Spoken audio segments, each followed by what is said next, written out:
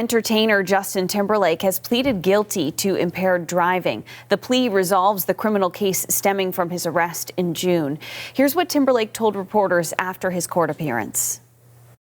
I try to hold myself to a very high standard for myself. And this was not that. This was not that. I found myself in a position where I could have made a different decision.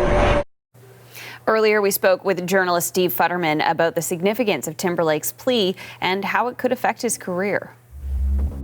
He pleaded guilty to driving while impaired. He was originally charged with a much more serious charge, driving while intoxicated. He was arrested, as you mentioned, in June. It was just past midnight.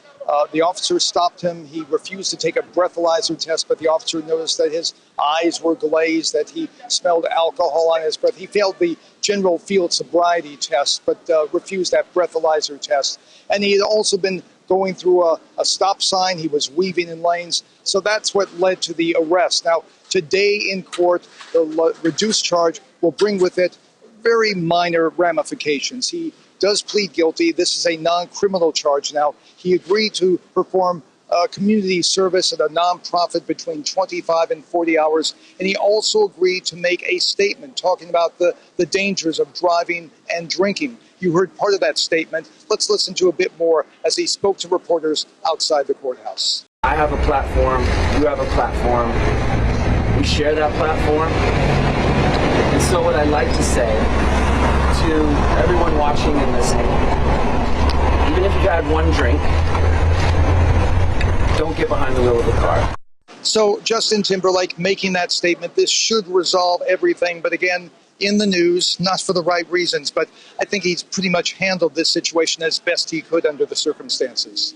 So, Steve, could this guilty plea hurt his career? Well, you know, if he was a serial repeater, if he had repeated problems with drunk driving, with other issues, I think it could hurt his career. But he has had a pretty, as far as a show business personality, he's been in the public spotlight for most of his life. He's now 43 years old. I think the controversial issues we remember him about are perhaps his relationship at times with Britney Spears and then the wardrobe malfunction with Janet Jackson at the Super Bowl. He really has not had any major problems in his career, so I don't think it will hurt him. But obviously, a situation like this, we heard about the Goodrow brothers, we know about that. Around 11,000 people are killed each year by drunk drivers, so this is a serious situation.